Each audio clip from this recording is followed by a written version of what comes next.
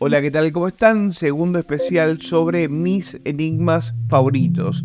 Y si hay un enigma favorito mío es La huella del pajarillo. Me inspiré en este libro de mi amigo Dante French para realizar esta nota. Hoy vamos a hablar con Dante French. Es la última persona con vida de esa experiencia de 1986. Me refiero a la aparición de la huella del pajarillo allí en las sierras de Córdoba.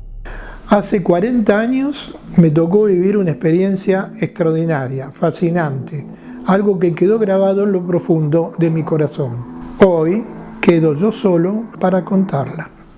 Yo estuve allí cuando llegó la nave que dejó la huella del pajarillo, y esta es la historia. El IPEC significaba Instituto Planificador de Encuentros Cercanos, y era una agrupación que existía cuando yo la conocí ya algunos años antes, formada por algunos de los que fue después integrantes de la expedición ERCS, y otros no, porque bueno, esa sigla IPEC se disuelve, pero estuvo vigente 2 o 3 años en Argentina como una agrupación que estudiaba el fenómeno OVNI.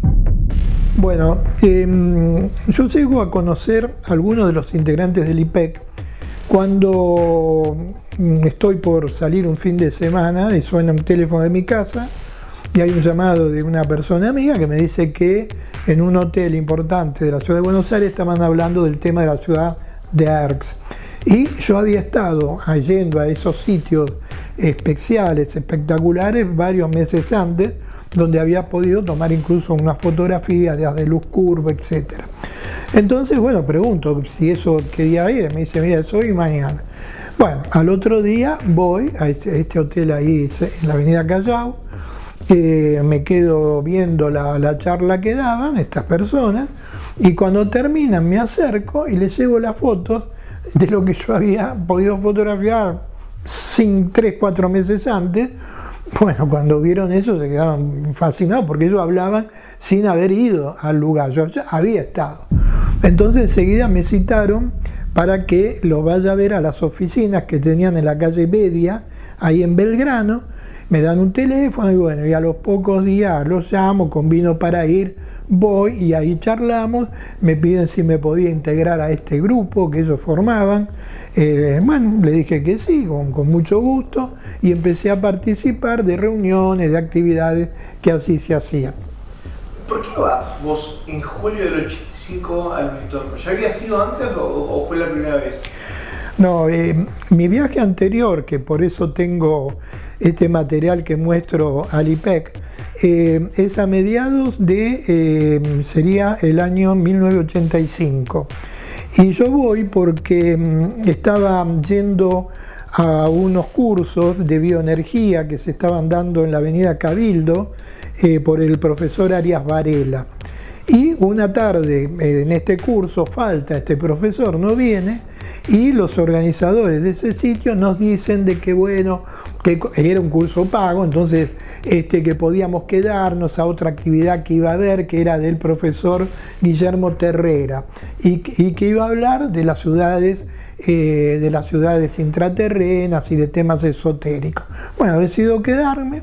Y ahí me entero del tema de las ciudades intraterrenas, del bastón de mando, de todas estas cuestiones relacionadas al plano esotérico, a los planos cósmicos. De eso me interesó. Seguí yendo a las clases de Arias Varela, pero también iba, entonces en ese caso, a las de Guillermo Terrera, que eran en distintos horarios. Ahí éramos varias personas, y decidimos ir a estos lugares tan especiales que se hablaban para conocerlos. Yo no había ido nunca a esa zona, a pesar de que tengo familia en Valle Hermoso, mis abuelos, mi padre era de Valle Hermoso, de muy chiquito nos habían llevado a mi madre a veranear a la zona de Valle Hermoso, pero no conocía Capilla del Monte ni nada por el estilo. Y ahí, bueno, decidimos organizar un viaje con mi auto y fuimos en ese momento 4 personas más y yo. Decidimos ir a conocer esa zona. Bueno, fuimos 4 personas y yo, en total 5, en un Renault 12, en un auto que estaba bastante en malas condiciones, tardamos muchísimo en llegar, llegamos de noche. Pero cuando llegamos allá, yo sentí seguir de largo, no ingresar a Capilla del Monte, sino que seguir de largo, sin saber a dónde iba exactamente, porque no es como ahora cuando tenés GPS y tenés todo. En ese momento eran los planos de esos que había antiguos, de la que te marcaban la ruta y nada más. Seguimos, y cuando llegamos al pueblo de Chabonier, yo siento algo en mi cabeza, en mi interior, como lo quieramos llamar, que me dice acá, y es como que me señala hacia la izquierda. Giro el auto, esto ya era muy tarde, quizás 1 de la mañana, re tarde, giro el auto y me meto por un camino de tierra. Sigo hasta que hay un alambrado, se termina el camino de tierra. Apago las luces, bajo del auto y los que estaban allí bajan conmigo, y era una noche serena, pero de nubes bajas. Me quedo contra el alambrado y de pronto de esas nubes bajas aparece algo brillante de un color anaranjado, no sé, color oro rubí, ¿viste? Una cosa indescriptible para a la noche. Encima yo apago la luz, de pronto eso aparece, baja de entre las nubes y se queda flotando frente a donde estábamos. Pero cuando se queda flotando no está quieto, se veía como un movimiento zigzagueante que iba hacia abajo, hacia arriba, después hacia la izquierda, hacia la derecha, pero era algo impresionante, no era una cosa chiquitita, era, no sé, 4 veces un Venus, una cosa por el estilo. Tampoco era una luz que te encandilaba, que llegaba a todos lados, era algo luminoso que baja de entre las nubes y empieza a hacer ese movimiento. Y se quedó allí, no sé, 1 minuto, una cosa así, y después se queda quieto y se va para arriba. Y ahí empezamos a sentir que eso, de entrada, cuando llegamos y paramos el auto, no se sentía nada, los ruidos de los grillos, yo qué sé, el sonido de la naturaleza, que pareció que en ese momento que esto ocurría, había desaparecido.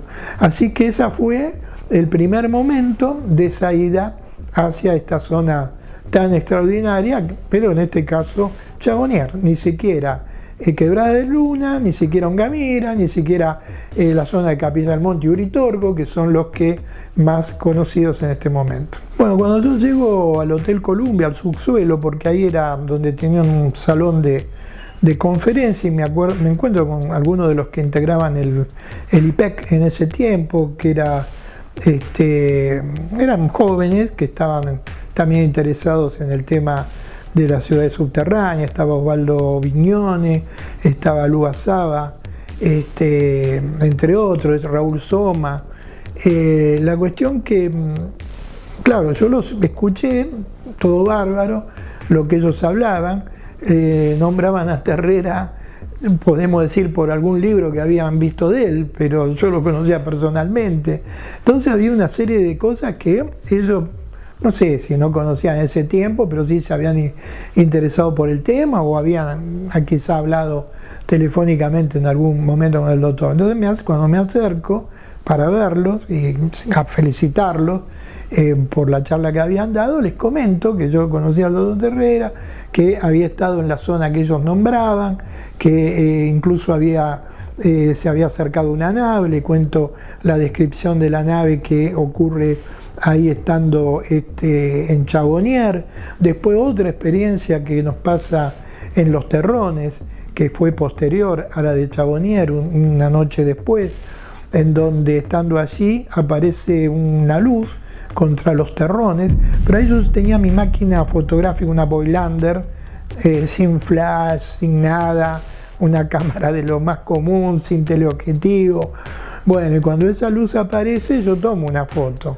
Y tomo varias. Bueno, dentro de las que tomo aparece una que se ve como una energía anaranjada brotando de allí, de la zona de Los Terrones, y en la otra se ve como un rayo curvo que viene hacia donde estábamos nosotros estacionados con el auto.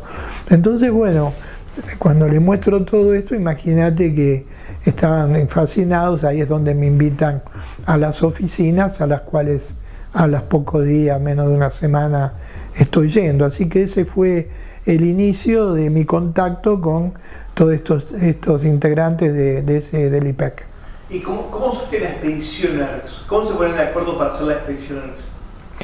Bueno, ellos justamente, cuando una de las pautas que hablaban en esta conferencia eran organizar un grupo de estudio investigativo para ir a la zona de Capilla del Monte en busca de la ciudad subterránea de ERCS. O sea que ello no surge por una iniciativa mía, sino que ellos ya tenían esa iniciativa de ir allí a este lugar. Y por eso ellos me piden si me podía acoplar como conocedor del sitio que ellos no conocían, porque no habían estado. Entonces, ¿toma conocimiento de ERCS por los libros de Terrera? Claro, ellos toman conocimiento de ERCS por testimonios de Terrera, alguna otra cosa quizás que habían leído posiblemente anteriores, pero era un conocimiento muy, muy limitado, muy pequeño, era algo muy superficial incluso. Cuando yo llego allá, empiezo a aportar mucho más información de la ubicación, porque yo empecé a sentir desde esa ida mía anterior a esa zona algunos aspectos respecto a esta ciudad intraterrena. Dentro de esos aspectos estaba, por ejemplo, referente a naves, porque Terrera no definía como esas luces fueran platos voladores. Él se inclinaba más como que eran los espíritus de los capitanejos, de los chamanes que se movían por esos valles. Él lo consideraba de esa manera más que nada. Cuando yo le decía, pero doctor, estos son platos voladores, platos voladores extraterrestres, medio que lo tomaba así como no lo tomaba muy en serio. Claro, cuando comienzo a dar más explicaciones respecto a la zona, que esta zona también había naves, ovnis o luces que respondían de una manera inteligente, y empiezo a contar todas las experiencias que había tenido allí. Bueno, quedó todo el grupo inicial del IPEC, o el grupo que quedaba en ese momento, porque el IPEC había tenido una división previa. Quedaron fascinados y es ahí donde me invitan a ser partícipe de esta expedición que se estaba organizando para enero de 1986. Y incluso con el transcurso de los días me dejan a cargo de un grupo dentro de ese gran grupo que iba a Capilla del Monte, que se denominaba Grupo Águila. Pero hay algunas experiencias muy interesantes que son las que les describo. Una de ellas es una ida hacia Los Terrones que tengo al día siguiente de haber llegado a la zona de Capilla del Monte, y con la autorización de Verón, que era en ese tiempo, Verón padre, el dueño de Los Terrones, y no había acceso de noche, o sea, no te dejaban ingresar, o sea, eso queda cerrado. Entonces él autoriza el ingreso y el hijo de él, Ariel Verón, viene y nos acompaña en el auto. Entonces cuando vamos subiendo a Los Terrones con mi auto y de noche, de pronto en un lugar determinado siento algo interno que me dice que detenga el auto. Yo iba manejando, paro el auto, coloco cambio, coloco palanca de freno y bajo. Me preguntan qué pasó, y digo, no, espera un poquito, bajo. Miro hacia la zona de lo que sería el Pajarillo y de pronto veo que sobre el Pajarillo, por Los Terrones más bajo, y veo que sobre el Pajarillo, como yo veo la silueta del Cerro Pajarillo, y se ve como de frente aparece algo que tenía forma de campana, como si fuera una campana delimitada, ahí aparece. Y se la veía bien perfecto, o sea, vos veías el cielo, porque era una noche relativamente clara, y veías el cerro, el contorno, y veía eso. Y de pronto de eso, que en forma de campana, aparece una luz. Pero esa luz se estira y forma desde la campana como un rayo fijo, que se empieza a mover y empieza a hacer un giro, cuando pasa por el costado de esa campana se lo ve de costado, cuando pasa por atrás se deja de ver, cuando sale del otro lado se ve, digamos, ese rayo luminoso, cuando pasa y se va moviendo y queda de frente se ve como algo que apunta de luz, y así, y da unos giros, hasta que después se queda quieto mirando hacia adelante. Yo veo eso, pero de ese haz de luz sale una esfera física, lumínica, y baja un poco, porque ya dije que es más alto el Cerro Pajarito, hace como una curva y se viene hacia donde yo estaba. Cuando eso viene, yo estaba al costado del auto, del lado del que maneja, del costado, los otros estaban todos adentro mirando. Cuando eso se acerca empiezan a los gritos. Que no venga, ¿qué es eso? No, que... Un griterío tremendo. Esta esfera se queda quieta, se vuelve hacia atrás, siempre haciendo como una curvita y se vuelve hacia la campana. Ahí siento en mi cabeza de vuelta que me aleje. Le digo, quédense tranquilos, cálmense, no griten, me voy a alejar. Me alejo, me voy como bajando, porque el camino ese es de subida hacia los terrones. No sé cuánto caminé de noche, 40 metros, mucho más no es que me fui 1 kilómetro, ahí nomás, el coche se veía cuando giro. Bueno, me quedo parado y después de vuelta de esa campana sale la esfera, vuelve a bajar un poco y se acerca hacia mí. Cuando se acerca y queda flotando, quizás a 20 metros, era algo redondo, una cosa así redonda, lumínica, tampoco que te encandilaba, que no veía, no, era algo blanco ahí suspendido, larga, como un haz finito, como un cabello, y me toca acá, la frente y acá, yo siento por toda esta zona. Y desde entonces me aparece acá como un puntito que no sé qué, que lo tengo hace 40 años. La cosa es que acá en mi cabeza siento algo que me dice que estaba en contacto, que estos seres venían digamos, en son de paz, que no nos querían hacer daño, que ellos habían seguido la evolución de la humanidad de la Tierra desde siempre, que recién ahora la humanidad, a través del avance que está teniendo la humanidad, iba a poder entender esto, que ellos no querían hacernos ningún tipo de daño y que estaba en contacto y que iba a ir recibiendo más información. Eso se vuelve hacia atrás, esta esfera, se vuelve a meter en la campana, ya ahí la campana solo se veía el contorno, como fue al principio, no se veía ninguna luz, y ahí no sé si esa campana se levanta y se va o se mete hacia adentro. Pero esa experiencia, y cuando yo vuelvo al auto, los que estaban en el auto me dicen que yo desaparezco, que me dejan de ver. Pero no hubo variables de tiempo cero, que dentro de la ufología se llama, que después sí he tenido otra experiencia con esa variable, en donde el reloj deja de funcionar 1 hora clavada. Bueno, es otra experiencia. En esta no, el tiempo fue lo que vivido fue el tiempo, porque ellos me dejan de ver, no tengo idea. Yo no sentí nada raro, no sentí que no estaba, nada. Todo fue como lo acabo de contar en este instante. Esto, ya les digo, ocurrió hace más de 40 años y sin embargo lo sigo viviendo para decírselos a ustedes en este momento. Bueno, el grupo IPEC que conocí en ese momento estaba formado por Osvaldo Viñone, Luis Cardoni, que también tenía un seudónimo que es Lua Saba, y Raúl Soma. Esos eran los 3 que yo conozco originalmente.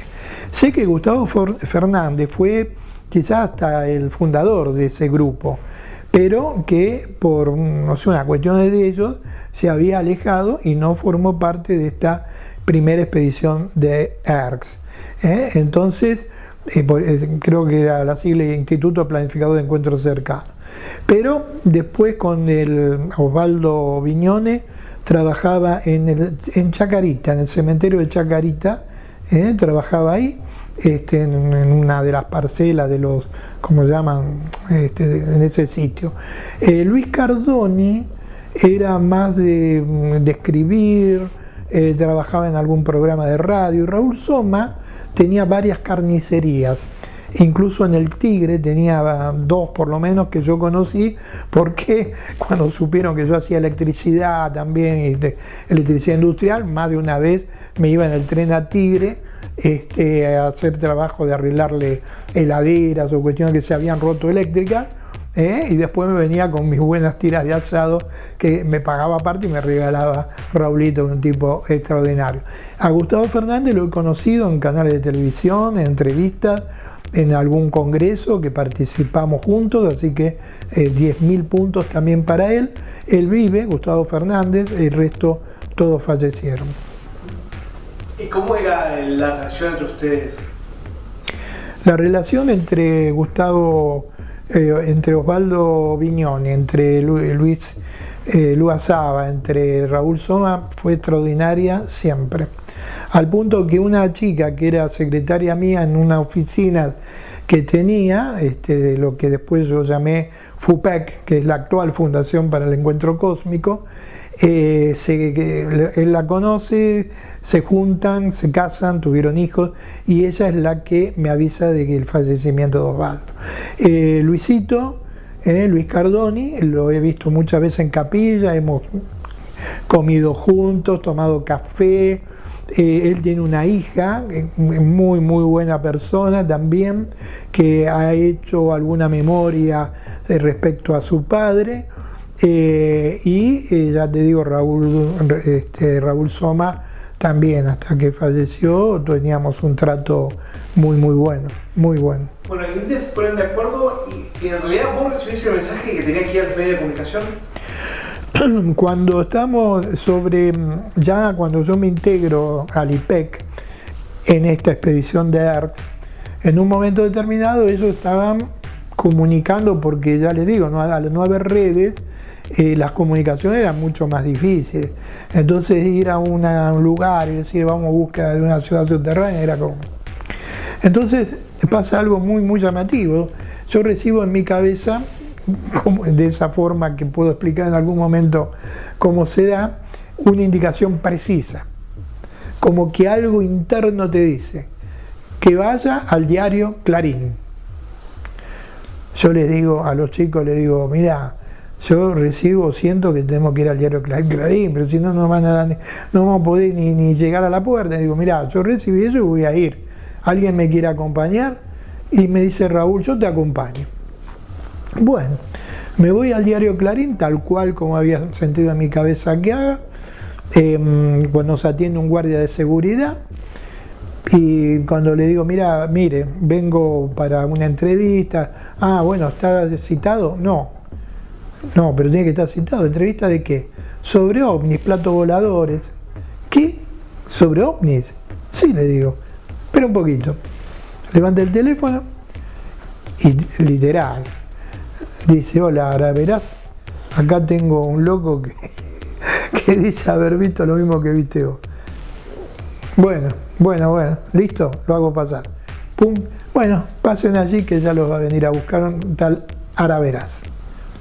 Me mira Raúl, no lo podía creer, nos sentamos, baja Araverás, nos lleva a las oficinas, no nos dejó hablar. Se sentó al lado nuestro y él empezó a contar lo que le había pasado. Que había ido periodísticamente a cubrir algo de turismo de carretera en el sur, y resultó de que un auto que iba con dos chilenos, de pronto no pasan los controles, que son controles de lugares de montaña, o sea que no les dé ruta alternativa. No pasan los controles y llega al punto de la meta. ¿Entendés? Los tipos dicen, esta persona dice que los había levantado una luz, que en esa luz ellos viven experiencias, y que los habían dejado allí. Bueno, resultado, y esto es sintético, haciéndolo sintético, Araverás estaba fascinado porque estando allí le toca vivir esta experiencia con estos dos automovilistas de turismo de carretera. Entonces, después de un rato que me cuenta lo fascinante que había sido, me dice, bueno, ¿ustedes cómo es esto? Cuéntenme. Y ahí le explicamos que vamos en busca de la ciudad subterránea de ERT, y al contacto le dije, con lo que yo denomino ESI, ECI, que significa energías cósmicas inteligentes.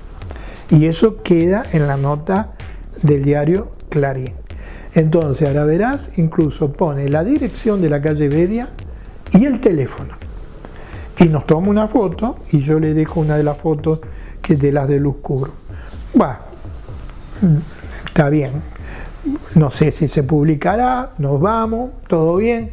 A los 2 o 3 días se publica la nota y eso fue un boom porque nos llamaban de otros países, nos llamaban de todo, hasta el propio intendente de Capilla del Monte, Diego Cés, nos llama, nos escribe, nos da una carta diciendo para que los dueños de los campos nos dejen ingresar, así que eso nos facilitó muchísimo, pero además lo que se llama movió el avispero de algo que ocurría en las zonas aledañas al Uritorco desde hacía miles de años y que no había podido salir a la luz nunca de una forma tan pública, si no era por esto que se gestó de esta direccionabilidad para lo que era el medio de opinión pública más grande de Argentina de ese tiempo.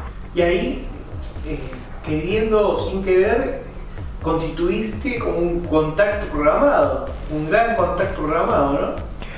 Cuando estaba ocurriendo todo esto, mientras que ocurría esta previa de ir organizando cómo íbamos a hacer, cada uno a qué grupo, a qué lugar iba a ir, etcétera, etcétera, surge lo de la nota. Entonces lo que éramos 10 personas pasamos a ser 200, porque todo el mundo quería venir y no se podía llevar a 200 personas. Entonces se organizan grupos más o menos alrededor de 30, que fue porque todo eso yo no coordinaba, eso lo coordinaba fundamentalmente Raúl Soma y con el apoyo de Osvaldo Viñón y Luis Cardoni, pero yo no es que lo coordinaba, ellos eran los que coordinaban. Entonces ellos organizan grupos, a mí me dicen, bueno, vos vas a liderar el grupo Águila, bueno, bárbaro, van a ir 6 personas en cada grupo, son 6 por 4, 24, y después se unen muchos que habían ido directamente a Capilla, nosotros vamos en un micro hasta allá, hasta Capilla del Monte, y ahí se unen y después arriba del Uritorco, no sé cuánto eran, ahí estaba Raúl Soma arriba del Uritorco, que todos los demás parábamos en carpas, en el medio de los montes o donde cediéramos que podíamos armar las carpas.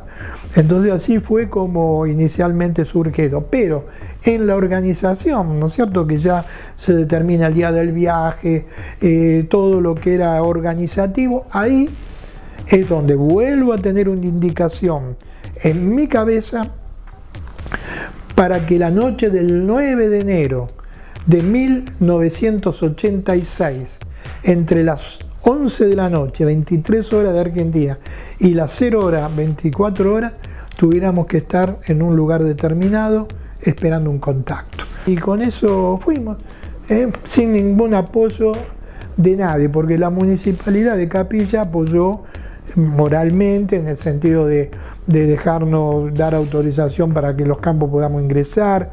De hecho, hay una mención especial que quiero hacer para la familia Conti de Chabonier, porque ellos nos abrieron su casa, nos prestaron caballos para que podamos llevar, porque íbamos con garrafas para calentar, con latas, bueno, infinidad de cosas, y teníamos que subir porteños, porque éramos todos porteños, algunos de San Nicolás, y la familia Conti nos facilitó todo como para que podamos entrar por la quebrada de Macero, que pasábamos por el costado de su campo, e ir subiendo por detrás hasta el lugar que teníamos que establecernos. ¿Y ustedes llegan a Capilla del Monte? Yo cuando... Llegan todos los grupos juntos, digamos. Cuando el primer lugar es Capilla. El grupo que sale de Buenos Aires, que sale de la calle Bedia, incluso en ese tiempo fue el noticiero de Tele 9 a filmar la salida nuestra. Fue histórica esa salida. Lástima que en ese tiempo con los VHS no todo el mundo tenía. Yo no sé si existe archivo de esa salida de la expedición de la calle Bedia. Por supuesto, la calle cortada, porque no solo éramos los que íbamos en el micro, sino la familia que nos iba a despedir. Y el único que fue con auto fue Raúl Soma. El micro llega a Capilla, pero no bajamos en Capilla. En Capilla baja el grupo que va a ir a la zona del Uritorco. Después, más adelante, un poco más adelante, baja el grupo de Osvaldo Viñone, que iba a entrar por otro lado para subir a otra parte del Pajarillo.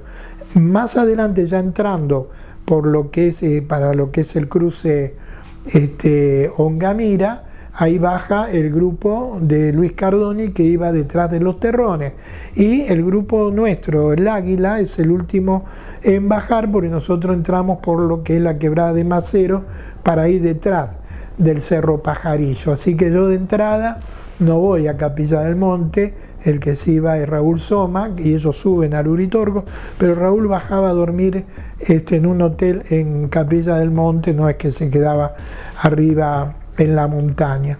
De hecho, yo en esa expedición creo que no fui a Capilla del Monte directamente, porque cuando termina toda la expedición, Raúl organizó un asado donde nos juntamos todos los grupos en el segundo vado. Ahí se organizó el asado y bueno, esa fue como la despedida de la primera expedición ARCS. Bueno, ustedes llegan ahí al lugar donde bajan y ¿con qué se encuentran? Cuando nosotros somos el grupo Águila, los últimos en bajar, entonces bajamos toda la mochila, todas las cosas, el micro gira y se vuelve, creo que para Capilla se volvió porque quedó ahí estacionado hasta el momento del regreso. Después nos buscaba en cada lugar y de ahí volvimos todos en el micro. ¿Esto qué fecha es más o menos? La llegada a la zona de Capilla y la nuestra bajada, y tiene que haber sido el 7 de enero más o menos, pues nosotros pasamos el 7 u el 8 a la mañana, porque nosotros pasamos una noche previa a lo que después fue la bajada de la nave, que nos agarra una tormenta que se vino el mundo abajo, nos mojamos todo, andaban ¿cómo se llama? Los alacranes caminando por arriba de nosotros, ninguno nos picó, fue una cosa extraordinaria. Y recién al otro día muy temprano encaramos la subida para ir a la quebrada de Macero, a la parte que armamos el campamento, y esa misma noche tenemos el contacto. ¿Cómo fue esa jornada? La jornada previa a la jornada 9, ¿no? Una vez, cuando nosotros salimos de Buenos Aires, bueno, el viaje fue largo, pues éramos muchos, un colectivo bastante limitado, bueno, paraba cada rato, la cosa y cansados, porque tampoco es que vos podés dormir cómodamente en un colectivo común, con todas las mochilas. Bueno, cuando nosotros armamos la primer carpa, que la armamos ahí en el campo de los Conti abajo, comemos algo, hacemos un fueguito, calentamos algo, pues no es que cocinamos, eran todas latas, y se larga la lluvia, así que todos a las carpas, y bueno, quedamos ahí, las carpas se filtraba el agua, era toda una cosa así muy... Pero bueno, éramos jóvenes, así que uno aguanta cualquier cosa.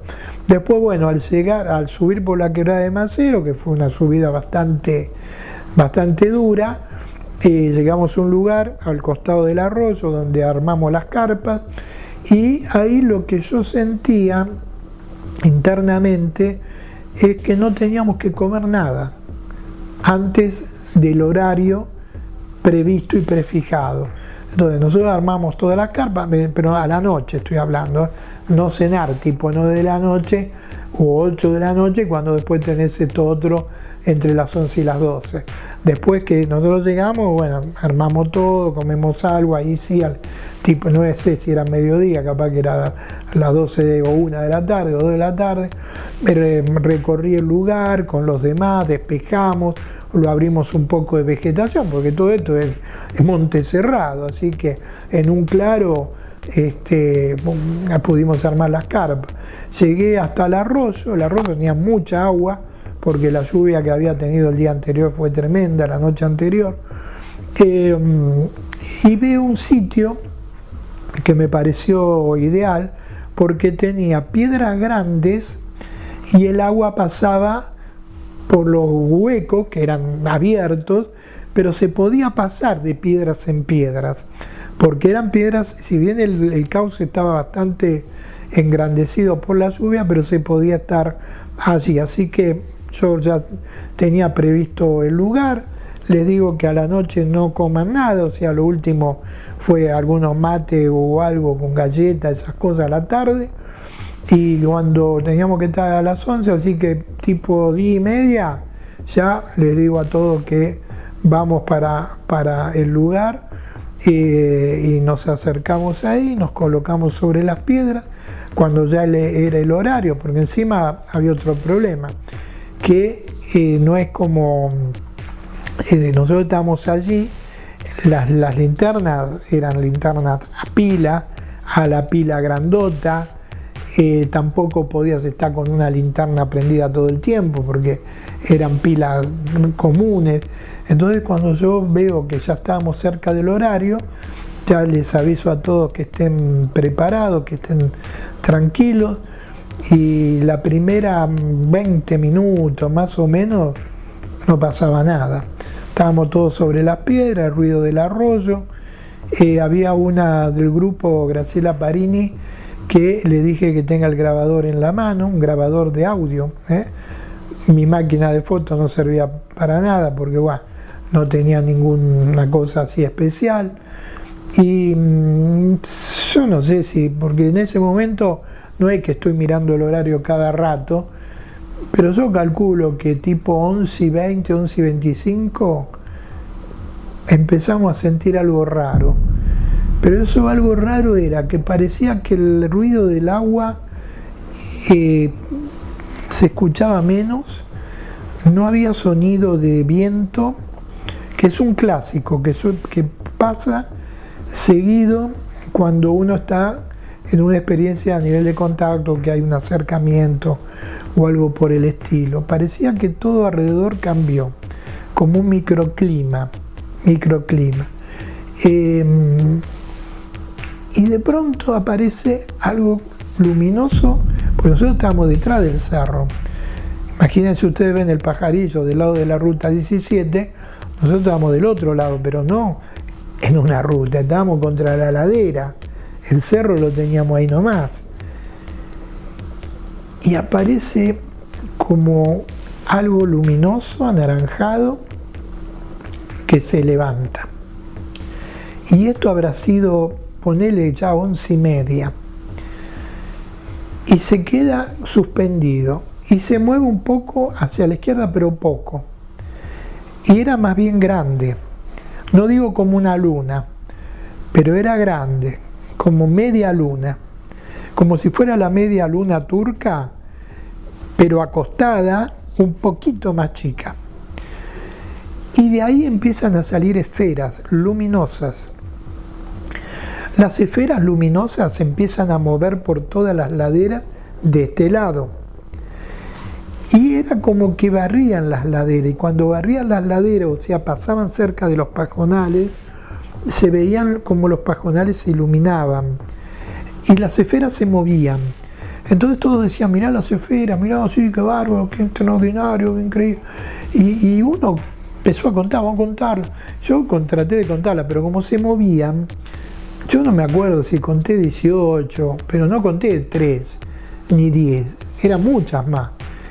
Yo habré contado 16, 18, y hay uno de los chicos que contó como 25. Pero vos no podés saber si estás contando 2 veces la misma. Pero había muchas esferas pequeñas, más chicas, que se movían. Y eso duró un rato, no es que fue 2 segundos, duró minutos. Cuando de pronto esas esferas parecen que se van metiendo en esta nave, ya voy a llamarla así, más grande, y quedaba una. Esa una se viene.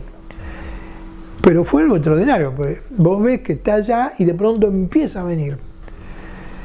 Y cuando viene, había un muchacho al lado mío que había venido a las reuniones de preparación, que vos le explicás.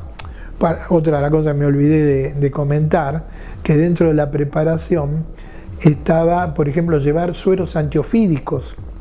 Yo fui al Malbrán personalmente con la nota del diario y todo que íbamos a la expedición. El Malbrán me da sueros antiofídicos que había que mantenerlos en hielo, seco o hielo, para que no se estropearan. Nos dan hasta los hielos para que lo podamos mantener. Extraordinario. Que después los dono a Capilla del Monte, eso cuando volvemos. Entonces, en todas esas charlas previas, este muchacho había participado, ni me acuerdo el nombre, porque vino a esa jornada, a esa salida, y después no quiso saber más nada. Y cuando esto se acerca, se da vuelta, me agarra del brazo del lado derecho y me dice: Dante, no diga lo que estás viendo, no diga lo que estás viendo. Y le dio miedo a más de uno. Esa esfera se queda allí un segundo y se vuelve y se mete a la más grande. Cuando la más grande, ya entraron todas estas más chiquitas, se va hacia atrás. Y cuando se va hacia atrás, ahí hay como un resplandor. Pero no es como que se iluminó, no, es un resplandor que duró 2 segundos, 3 segundos, no fue algo instantáneo cuando vos, un flash, ponele, no, esto duró un poquito más, 2 segundos, 3 segundos, y todo vuelve a la normalidad. Cuando eso ocurre de los 2 o 3 segundos, ahí siento en mi cabeza esto: el hombre debe ver para creer. Acá tienen la prueba, difúndanla. Yo en ese instante creí que la prueba era lo que habíamos visto. Nada más. Pasa esos 2 o 3 segundos, ese resplandor, pum, todo, y comienza la normalidad. ¿Qué significa la normalidad? De vuelta sentíamos normalmente el ruido del agua, sentíamos la vegetación, los pequeños, no es que había viento, pero el sonido del viento alrededor, del viento suave, que mueve hojas, que mueve plantas. Vos te das cuenta que algo que estaba cubriéndonos ya no estaba. Quedamos realmente choqueados, fascinados, volvimos, salimos de las piedras. Ahí los chicos calentaron algo para comer, una sopa, yo qué sé, ¿no? Entonces, el hombre debe ver para creer. Acá tiene la prueba difunda. ¿Qué era la prueba? Eso. A la mañana, cuando los chicos prenden el handy, estaba Raúl Soma desesperado desde el Uritorco, no sé qué hora sería, diciendo si habíamos visto la nave sobre el pajarillo. Le digo: mirá, nosotros vemos la nave pero de este lado. Me dice: no, porque la nave parece que vino por Quebrada de Luna, pasó por el campo de los Gómez, lo vio el nieto que estaba allí con la hermana y con la madre, parece que hay un árbol grande que lo secó un poco arriba, se asustaron mucho, y vieron toda esa luz ahí. Bueno, le digo: mira, eso que estuvo ahí es lo que vino hacia acá, le digo. Pues nosotros lo vemos de este lado. Al verlo de este lado, del otro lado, cuando Raúl dice: y dejó una huella, le digo: nosotros acá no vemos ninguna huella. No, la dejó de este lado. Entonces digo: bueno, ya esto ya era más de tarde. Bueno, yo organizo un grupito para ir hasta allá. Bajamos desde la quebrada de Macero con los 2 chicos que vinieron de San Nicolás y otro más de los que estaba ahí con nosotros, Eduardo Barrada, y bajamos. Uno de los de San Nicolás, de apellido Bellagamba, y bajamos por la quebrada, llegamos a la ruta 38, re cansado porque imagínate, bajar ese tramo que era muchos kilómetros. En cuanto salimos a la ruta, vino una camionetita, hacemos dedo. Era una camioneta de la municipalidad. Nos dice: sí, no, pero yo lo llevo. Y nos lleva hasta lo que era el segundo vado, porque de ahí se veía perfecta. En el segundo vado nos mandamos. A fuerza de machetes, nosotros fuimos los primeros en llegar allí a la huella, enfilamos sin conocer, sin saber, nos mandamos a fuerza de machete, porque había senderos de vaca o de cabra, pero muy ahí adelante. Ya después todo eso se perdía y tuvimos que encarar hacia donde la huella aparecía a fuerza de machete. Ahí es donde ese bolseguí que había comprado, era un bolseguí viejo, se despega la suela y el bolseguí tenía, cada vez que pisaba medio de punta, se levantaba, el pie mío derecho pisaba la piedra o la tierra o lo que sea, tenía todo lastimado, llagado, lo había atado, se salía lo que ataba, bueno, ya no sabía qué hacer.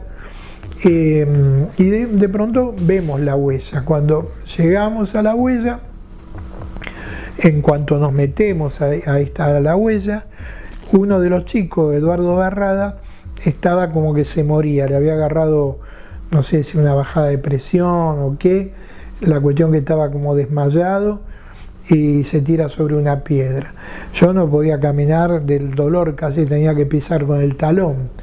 Entonces me siento en un costado, miro el pie cómo estaba, bueno, trato de ver, de buscar algo y de pronto empiezo a sentir como un hormigueo, no sé cómo explicarlo, porque lo siento primero en la mano, al apoyarme.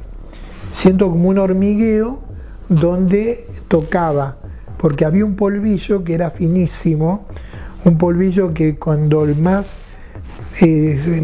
la respiración más tenue hacía que ese polvillo se volara. Entonces siento eso en la mano primero, después lo siento en el pie, en la parte de abajo del pie. Y cuando vuelvo a mirar, no tenía ni la llaga. Este polvo me había en segundos cicatrizado la herida y ya no tenía más lastimado el pie.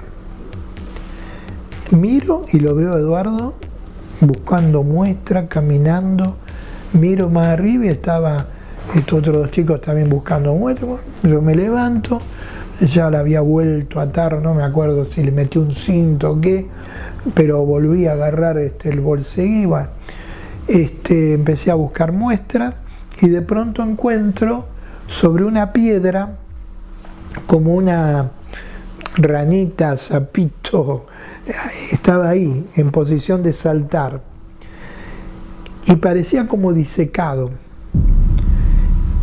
y estaba en posición de saltar sobre una piedra que había recibido esta irradiación. Quedó así en posición y he leído en algún momento diciendo como un sapito, ¿cómo va a ver si no hay agua? Hay arroyos ahí abajo a pocos metros de agua exquisita y pura que sale de la montaña de la parte de arriba. Esos son los arroyos de la sierra.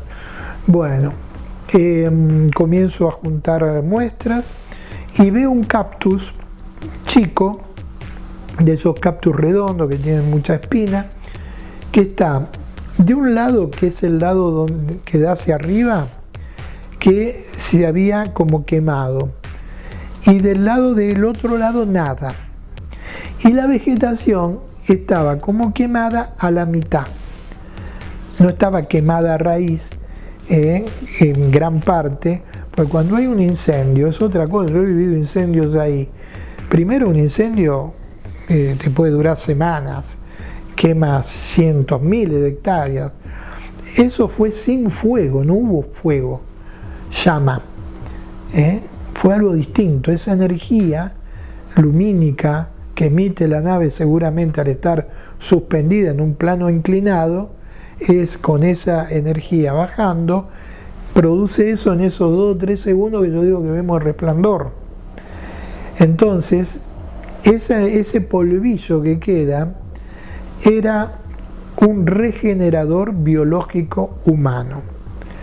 Por eso Eduardo, que estaba con esa lipotimia que parecía que se desmayaba, yo con el pie lastimado, en segundos no tenía nada. Y después cientos de personas, a los pocos semanas, meses, fueron al lugar y se curaron de enfermedades terminales. Porque eso que irradiaba era algo extraordinario, que con los años se fue diluyendo y perdiendo. La cosa que busqué muestras, en un morralito que tenía la fui poniendo, llevo el sapito ese, el cactus, lo saco, lo saco enterito, con la tierra de abajo, lo saco. El cactus lo planto con el tiempo en el lugar donde yo tengo ahora mi casa, en Quebrada de la Luna. Y pasó 30 años, el cactus seguía vivo sin crecer, no envejecía. Y cada tanto daba un cactusito, una pequeña globito, que era un cactus nuevo, que esos caen, generan raíz y vuelve a surgir la planta. Uno de esos cactusitos, lo digo yo, en un congreso mundial sobre el tema OVNI en Panamá, comentando esto, Blanca Benítez, que ya falleció, era la esposa de Juan José Benítez, Juanjo Benítez, autor de Caballo de Troya y de tantos libros, me dice: uy, Dante, me gustaría tener, yo me encantan las plantas. Le digo: mirá, cuando vuelvo a Buenos Aires, si querés, y cuando den estos cactusitos, te mando uno a España. Bueno, sí, ahí me da la dirección. Bueno, como a los 6 meses veo que el cactus va a dar un cactusito de esto, lo dejo que madure, que se llama así. Cuando ya está para caer, lo saco, quedan colgando con un hilito que sería después la raíz, lo envuelvo en algodón, lo envuelvo, lo mojo, lo pongo en una caja, eso en otra caja, y la mando expreso a España. Ella lo recibe y después me comenta que sí, que lo tuvo y lo puso en tierra y creció. Así que después de este cactus original, en este momento hará, ponerle quizás 10 años atrás, que a lo mejor un poco menos, teóricamente por una mala maniobra sin querer de una persona que me cortaba el pasto, le pasó con la máquina y se rompió todo y desapareció. Así es como ese cactus desaparece, del cual por supuesto tengo fotos maravillosas, lo mismo que este sapito, ranita o lo que haya sido. Ahí está la foto para el que pueda decir era un sapo o una rana. Pero era un disecado raro, no era un disecado de esos crocantes, sino era una cosa distinta, algo distinto. Dante, y cuando bajan de la huella, ¿qué pasó? Cuando nosotros, después de esa primera ida allá a la huella, con las muestras, con todo, bajamos y había gente, porque estaban en la ruta mirando con prismáticos, bueno, había una movida de lo que había pasado, por encima esta expedición había sido muy publicitada, entonces había mucha gente que sabía que esa expedición estaba allí, y cuando ven que esto pasa, imagínate, ¿no?, todo el zafarrancho que se armó. No, nosotros nos volvemos al campamento que estaba en la Quebrada de Macero, así que el que quedó a cargo de todo ese tema ahí fue Raúl Soma, más que nada de la parte prensa o lo que haya hecho ahí, no lo sé. Yo me volví con todo el resto del grupo a la Quebrada de Macero, así que esa fue. Pero después, en el transcurso de esa misma primera expedición, fui otras 2 veces. O sea, en el transcurso, ponele de una semana, yo fui en total 3 veces a la huella esa. Ya después, la última vez, iba prácticamente, había hasta tiritas de tela colgadas, y al mes cualquier persona subía y llegaba. Viste que la abuela que lo ve, dice que ellos lo ven 10:30 de la noche, y ustedes lo ven 11:30. Sí, más o menos. ¿A ustedes les cerró el tema de los tiempos? ¿Cómo es? ¿Primero lo ve la abuela y después lo ven ustedes? Primero la abuela y después nosotros, sí. La abuela calcula, que más o menos era ese horario, pero lo calcula por el tema de que le da de comer a los animales, que ellos comieron, no es que estaban ahí mirando el reloj, pero fue aproximadamente todo dentro de esos horarios. Yo calculo que ese objeto estaba por lo menos ahí detrás 10 minutos antes seguro, porque es cuando nosotros sentimos que todo cambió. Después lo vemos, pero lo vemos cuando viene hacia atrás, pero ya un rato antes sentíamos que todo cambió alrededor nuestro. Viste que cuando yo estuve el año pasado, aparecieron como más huellas arriba de la Sierra del Pajarillo. El fenómeno se repite, sigue dándose. ¿Por qué hay? Sobre las sierras hay algunas cuestiones que siguen apareciendo, que son como círculos que algunos le llaman círculos de hadas. En realidad huellas generadas por estas naves, estos seres, es otra cosa. Esos círculos de hadas o círculos, los que no son producidos por algún tipo de hongo, porque hay algunos que pueden ser producidos por hongos. Pero ¿qué ocurre? La ciudad intraterrena, que está a 500 metros de profundidad debajo de lo que es entre el Uritorco, los terrones, la zona de Huertas Malas, tiene como si fueran túneles, también de salida por el Pajarillo o por el Cerro Colchaquí. Entonces, desde abajo a 500 metros, ¿cómo salen? Ellos tienen una tecnología que es la siguiente. Tienen unos sistemas que envían como un haz de energía. Ese haz de energía es como yo para explicarlo no científicamente, sino para el común de las personas que puedan estar viendo. Imaginen un halo del hula hula, eso que usan los chicos para jugar. Bueno, imaginen eso, que lo que eso toca hace que toda la materia vaya al contorno de ese halo. Esa es la tecnología que tienen. Es un haz de energía que lo que toca hace que la materia se contraiga. Con un principio que es el siguiente. Los átomos entre sí no se tocan. Están unidos por una fuerza. Si nosotros pudiéramos contraer nuestra estructura atómica, mantendríamos la misma densidad, pero nuestro cuerpo, en vez de medir 1,80 m, 1,70 m, 1,50 m o lo que sea, podría ser de 2 centímetros, con un peso atómico similar y con la cantidad de kilos en forma similar, pero contrayendo el espacio interatómico. Estos seres tienen la tecnología para producir un efecto en donde toda la materia va al contorno de esta estructura y generan el hueco. En la parte externa, en la superficie, donde hay vegetación, todo eso también se contrae y al volver al estado natural pierde moléculas de agua. La pérdida de moléculas de agua genera una distinta coloración de la vegetación. La huella en sí mismo era un mensaje.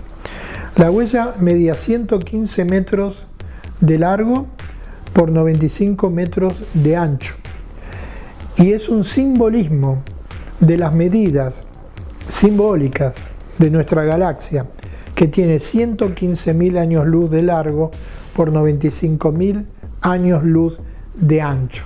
Nos estaban dando un mensaje en donde esta huella es dejada por un sector que se denomina Federación Galáctica, que es un conjunto de 200 civilizaciones que están a un promedio de 5.000 años luz cúbicos de la estrella que llamamos Sol. Y estos seres son los que han seguido la evolución de la humanidad de la Tierra de hace decenas de miles de años. Y como me transmiten en ese primer contacto, que recién ahora la humanidad estaba capacitada de poder entender esto a través de lo que se llama neo-ovni arqueología, es como que ese mensaje que da la Federación Galáctica es un simbolismo para todos nosotros, de saber que ellos están aquí, que ellos siguen nuestra evolución, que ellos están atentos a cómo la humanidad de la Tierra está comprendiendo este punto. La historia es apasionante y contada en primera persona por Dante Franch, el único de los exploradores que queda con vida al día de hoy, y le deseamos larga vida a Dante y que pueda seguir contando por mucho tiempo más la historia. La historia de la huella del pajarillo, como nadie te la contó antes, aquí en Alto Misterio por Dos Reyes TV.